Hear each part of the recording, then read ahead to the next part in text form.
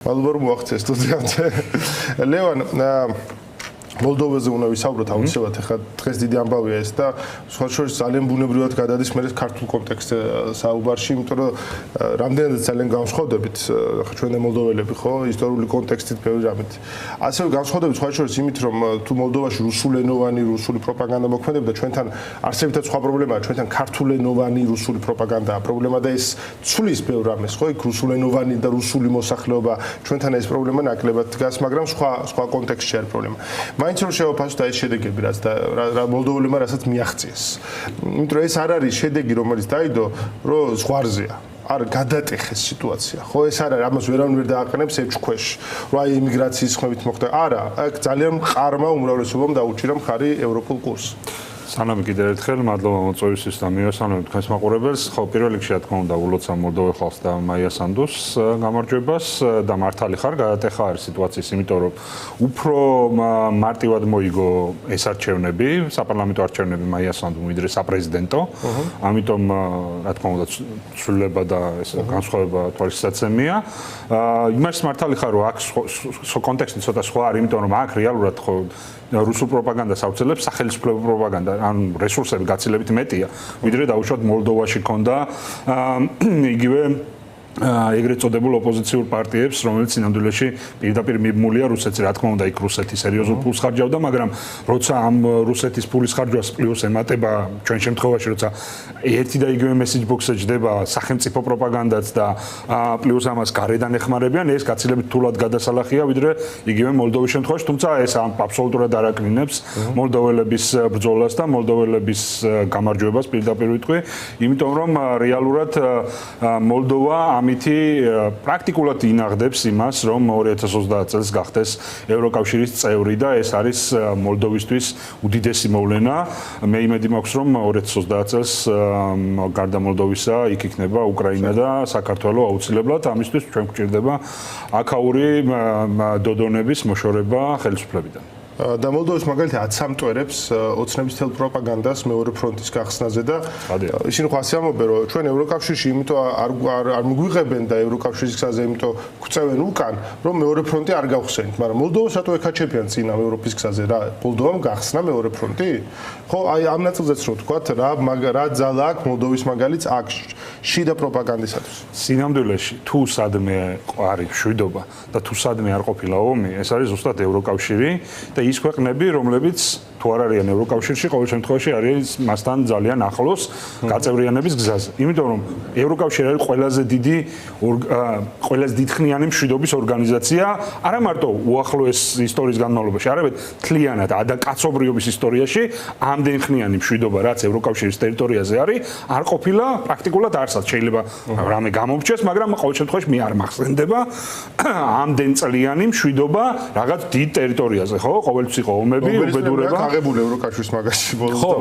ხო, ზუსტად, ანუ ეს არის ორგანიზაცია, სადაც გაწევრიანება ავტომატურად ნიშნავს მშვიდობას და თუ ვინმეს არ უნდა ომი და თუ ვინმეს არ უნდა არც მეორე, არც მესამე და არც მეათე ფრონტის გახსნა, ეს არის ევროკავშირი და მისი წევრი ქვეყნები, იმიტომ რომ ის თუ რა კეთილდღეობასაც მათ მიაღწიეს, არ იცვლება აბსოლუტურად არაფერში. ანუ ეს იმდენად არ იცვლება, რომ სამწუხაროდ ბოლო პერიოდში ცოტა უჭირთ კიდეც ამ კომფორტული ზონიდან გამოსვლა, იმიტომ რომ მათაც უსაფრთხოების გამოწვევები აქვთ უკრაინაში ომის გამო და ამ დროსაც კი როცა ცხადად ხედავენ ისინი, რომ რაღაც კომფორტზე უარი უნდა თქვან, რთულია ამ დროს კომფორტის თქვა და მით უმეტეს ომზე ხო საუბარი ზედმეტია. ამიტომ ეს არის ჩვეულებრივი პროპაგანდის ნაწილი, აქ ხალხის დასაშინებლად, ადამიანების დასაშინებლად, რომ აი ჩვენ თუ აქეთ არ ვიქნებით, ამ ქვეყანაში იქნება ომი, რაც არის აბსოლუტური ბოდვა და რაც თქვი თქვენ მოლდოვასთან დაკავშირებით, ეს გადასარევად აჩვენებს და აცამტვერებს ამ პროპაგანდას. ზუსტად არავინ არ აპირებს მეორე ფრონტის გახსნას არც აქ, არც მოლდოვაში, არც სხვაგან. პირიქით ერთადერთი რასაც ცდილობს ახლა მთელი ცივილიზებული სამყარო, ეს არის უკრაინაში ომის დასრულება. უბრალოდ ვისაც ომის დასრულება არ უნდა, ეს არის პუტინი და მისი მარიონეტები ხელისუფლებაში, რომლებიც ყველაფერს აკეთებენ იმისთვის, რომ ეს ომი არ დასრულდეს იქამდე, სანამ პუტინი ცოცხალია, იმიტომ რომ პუტინი საკუთარი უსაფრთხოების პრობლემას ხედავს ომის დასრულებაში. ამიტომ ერთადერთი ვის რომელთვისაც ომი უნდა და ერთადერთი ის ქვეყნები, სადაც ომია და უბედურება არის ის ქვეყნები, სადაც რომლებიც არიან რუსეთის გვერდით და რუსეთის ირგვლივ. სხვაგან ყველგან არის კეთილდღეობა, ყველგან არის მშვიდობა, ყველგან არის განვითარება. იმიტომ რომ რუსის როგორც ქვეყნის კონკრეტულ რუსებზე არ მაქვს ლაპარაკი, აჯენდა არის თვითონ იყოს ცუდად, ოღონდ თავარი რა არის? თვითონ რო ცუდად არის გასაგებია, მაგრამ მის ირგვლივაც უნდა რომ ცუდად იყოს ყველა. აი ეს არის რუსის ამოსავალი წერტილი. კი, ჩვენ ცხოვრობთ ბოდიში და ჩეჩმაში, მაგრამ თავარი ის არის რომ ჩვენი მეზობლები ჩვენზე უარი ჩეჩმაში ცხოვრობდნენ. აი ეს არის მთელი პოლიტიკა, რუსული პოლიტიკა, რასაც ისინი აცლებულები აქ. გეუბნება რომ სხვებით შემნაირები არიან. ხო, ანუ არსებითი განსხვავება არ არის. კი, რა თქმა უნდა, ის ანუ ის ხელისუფლება, საქართველოს ხელისუფლებაც ხო იგივე აჯენდას აკეთებს, იგივე აჯენდას მიყვება, რომ კი, მე ცუდი ვარ, მაგრამ სხვებს შეხედეთ, ისინიც რა თქვენ ჩემზე უკეთესები არიან, ანუ სტატუს კვო უნდათ რუსებსაც და აქაურ ქოცებსაც, იმიტომ რომ სტატუს კვოში ყოველთვის უპირატესობა აქვს იმ ძალას, რომელსაც აქვს ძალაუფლება. ამიტომ სტატუს კვო შენარჩუნება არის თავარი ლეიტმოტივი, მათ შორის აქაური ეგრეთ წოდებული ხელისუფლების წარმომადგენლების, მათ სურთ, რომ ყველა გაათანაბრონ, თქვა რომ აი კი ჩვენ ახლა რაღაც ცუდი ხალხი ვართ, მაგრამ სხვები რა უკეთესები არიან, ისინი რომ მოვლენ უკეთესად ცხოვრობენ, კი ვიცხოვრებთ, უკეთესად ვიცხოვრებთ, 2030 წელს გავხდებით ევროკავშირის წევრები და საქართველოს ამ ეგრეთ წოდებული ხელისუფლების პირობებში 2030 წელს ევროკავშირის წევრები ნამდვილად ვერ გავხდებით. მოდი შიდა პოლიტიკურ კონტექსტს რო გადმოვიდეთ, 4 ოქტომბერი მოდის და 4 ოქტომბერმა შემოიტანა და ცოტა დარჩა ძალიან. უკვე ამ დღემდე რაღაცნაირი მოლოდინები გაზარდა ხო ძალიან პროტესტის მიმართულებით, პროტესტის ტემპის, მასშტაბის კუთხით და კონკრეტული მოლოდინიც არსებობს, ხო? ახლა ითქვა 4-ში დავიწყებთ, 4-ში დავამთავრებთ და ბევრს აშინებს. ერთი მხრივ ის რომ ამან შეიძლება რაღაც არ გამოიწვიოს მერე, რაცა ფრუსტრაცია ადამიანებში, ხო? იმიტომ რომ გარშემო ბევრი ადამიანია მოტივირებული, ოპოზიციურად განწყობილი ვინც არის. ერთი რასაც ნამდვილად ვნახავთ ჩემი აზრით ძალიან ბევრი ადამიანს, რომელიც თურმე რამდენი ადამიანი, ცოტა ბევრს გააკვირვებს, თურმე რამდენი ადამიანი ყოფილა ამ ქვეყანაში, სიტყვა რადიკალური არ უყვართ, მაგრამ რადიკალური ცვლილებებისთვის მზად და მოქმედებებისთვის მათ შორის. თქვენ როგორ უყურებთ აი ამ 4 ოქტომბრის სამზადის და რა როლს თამაშობს ამ ყველაფერში ეს საარჩევნო დღერც რომ არის ამავდროულად გარკვეული თვალსაზრისით? ნახეთ როგორი ამბავია, კი, მე არაერთხელ მომისმენია ის რომ აი 4-ში თუ არაფერი მოხდა, მე იქნება დიდი ფრუსტრაცია და მე ეს პროტესტი და ბრძოლა მორჩება, მე ამას ასე არ უყურებ, იმიტომ რომ თუ გახსოვთ ირაკლი კობახიძეს კითხეს, აი 20 იანვარს რო ელოდებით 20 იანვარს რა მოხდებაო და აქციები იქნებაო, მაგ დროს და 20 იანვარს აქციები გამორიცხულია რომ იყოსო. მათ შორის იმ 20 იანვრის შემდეგ გასულია რამდენი 9 თვე გავიდა 20 იანვრის შემდეგ და აქციები დღემდე გრძელდება. ჩვენ ვიცით ხომ ქართველების ბევრი თვისება, მაგალითად ის რომ ემოციურები ვართ, რაღაც ცხელთავიანებით შეიძლება ვიყოთ, მაგრამ ახლა აღმოვაჩინეთ კიდე ერთი თვისება, რომელიც გვეგონა რომ არ გქონდა. ეს არის გამძლეობა და თანმიმდევრულად მიყოლა შენი საქმისათვის. დიდი სიჯიუტე გამოავლინე. და დიდი სიჯიუტე, რომელიც გვეგონა რომ მაინც უფრო ჭრილოელი ერების პრეროგატივა იყო, ხო? ეს არ აღმოჩნდა, ხო? ეს ჩვენ სამხრეთული მოუთმელობა არ იყო და ამიტომ მე არ მგონია რომ თუნდაც 4-ში რაღაცები არ შეიცვალოს აქ ეს პროტესტი მოკვდება, ეს პროტესტი გაგრძელდება იქამდე და ჩვენ ქუჩაში ვიქნებით 4-შიც, 5-შიც, 30-შიც 1 იანვარსაც იქამდე სანამ ივანიშვილის ხელისუფლება იქნება ძალაუფლებაში. ამიტომ მე ვფიქრობ, იყო ხოლმე ხო, ხშირად იყო რომ აი ფრუსტრაცია ეგრეთ წოდებულ ბაბში გამოჩნდებოდა ხოლმე რომ აი ახლა თუ რაღაც არ მოხდა, არაფერი არ გვეშველება, ეს პროტესტი მოხდება.